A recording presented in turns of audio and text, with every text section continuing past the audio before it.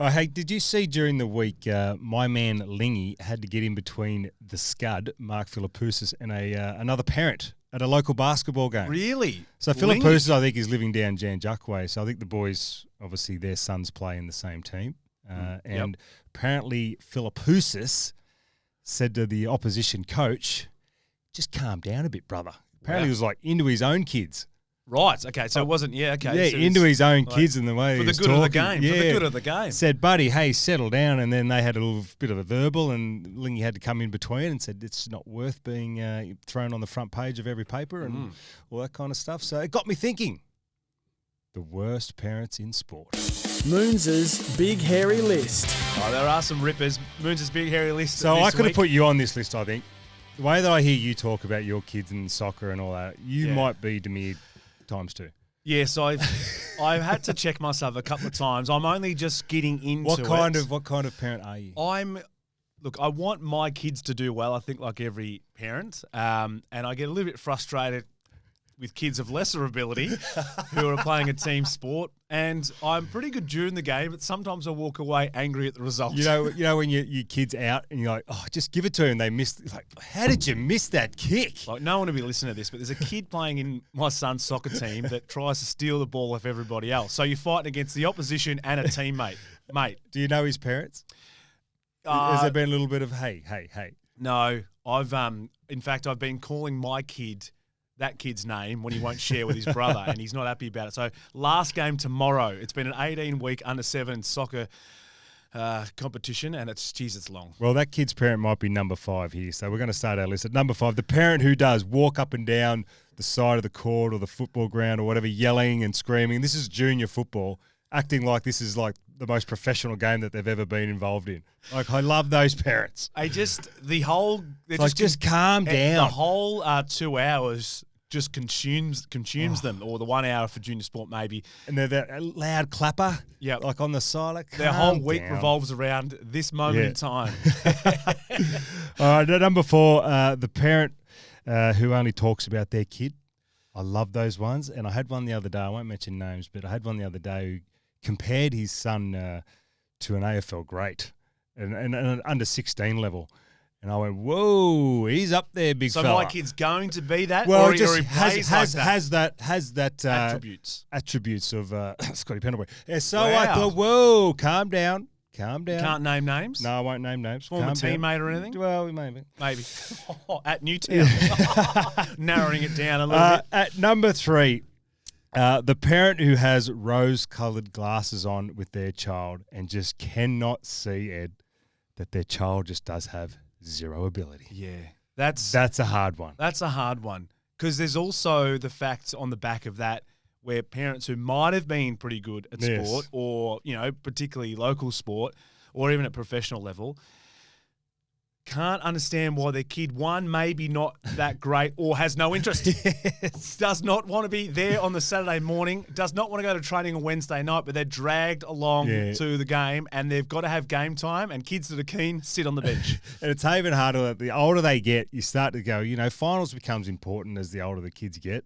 But then there's still that parent who knows their kid isn't any good, but like, well, my kid deserves some game time. Yeah. So, but we're trying to win a grand final here. Where do you reckon? Trying to win a grand final. What age bracket is the I think 15 and above. Okay, we're here to win. We're here to win. Okay. And have you got particularly if you're in like an A grade or an A team. A first. Yeah, first, whatever. But under that, Division I can 1, probably start to, throw the magnets around. But A grade, I'm there to win. So if you've named on the Pine on a Thursday night for an under 16 game on the weekend, and you're just getting a game in that side, as a junior football parent and kid, what should your expectation be on percentage of time in game? On a grand final? An important game. It could be a top of the table mid-season. Less than 40%. Yep. That's about right. And that's probably overs. And that's a quick run onto the forward pocket. Didn't make a tackle, get off. There might have been a slight injury. Run on just to cover for 5 and come back off. Yeah, no, it's there's a fine line between where do you start trying to win games of footy and how do you keep just giving kids a game of footy. Now, I'll admit, I am the parent that stands by over in the corner, Ed. I usually, because I just want to watch my kids. Like, I don't want to sit there and get into conversation, and particularly after a Friday night game, I'm watching my girls play Saturday morning netball, and someone wants to come over and talk footy. I just go and stand on my own.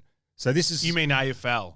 You'd get that a lot, wouldn't you? Like Yeah, parents come you out do. and say, "Oh, how the cats last night." Yeah, you or get all whatever. that kind of stuff. So I like to go and stand in the corner, and my wife always tells me, you look so arrogant. Well, I was rude." going to say. So I'm like, it's not that. I just want to watch my kids. No, but this is the place to put it. And I think some wouldn't, but I can see some parents would understand that because all of a sudden you're consumed of having 15 conversations on a Saturday morning Does about, my head in. do you think that Shannon Neal should play Yeah. higher up the ground?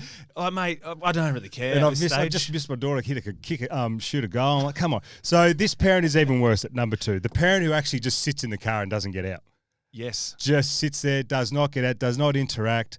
And then when the kid comes back and she goes, or he or she goes, yeah, I know, I saw that goal. Yeah. Had no idea she was on he or she are on the phone. Unbelievable. I love that Listening to the parent. radio, I love that one. on the phone, having got little to no interest. And I'm sure with cricket season coming up for junior cricket, a lot of parents would be doing that. Particularly if it's a warm morning, they might be taking And a quite, bit of quite aircon understandable as well. too, let me Yes. tell you. It's And hot. at number 1, the parent who had just zero ability, and we see these guys all the time, and I'm going to say guys, who are trying to teach their kid how to play that certain sport. And then more to the point, go and give the coach advice on what they think should happen as well. I Yeah. love that parent. That's poor. And being a person who's done only a little bit of coaching and even just Auskick and stuff, but doing some soccer stuff as well. And yeah, when you get to the game, either your own team or the opposition, you can pick those parents out from a mile away. I actually said when I was coaching my son in basketball, I said to all the parents in an email, I said, if anybody has any problems with what I am doing, come and grab the whistle. Yes. As in, you take over the coaching. Not one parent said a word. Who is... Yes, Ed? Is it true that you made all the kids call you sir when you were coaching that basketball team? Damn right, Ed. Yep. Damn right. Which are the worst parents in junior sport? Have your say on our socials as well. There's plenty. That's winding up junior footy and netball at the moment, but there'll be soccer and basketball about to continue on their seasons as well. Cricket's So with you the with worst. coaching, I reckon your kid would win the BNF. Yeah, every chance. Every chance. Well, mate, I'm only there to pick the best players. And if your kid's the best, that's just what it is. I actually sometimes don't care about the result as long as your kid's playing well. That's in soccer, footy next year. Definitely looking at that. All right, stay with us. Big show on the way. That's Moons' big, hairy list. Bad parents in junior sport. We've got our moment of madness on the way. The Pipe, he's been at Adelaide this week as well. He's been enjoying that. The weekend preview and our marketplace. This is the Wample, thanks to Bet365.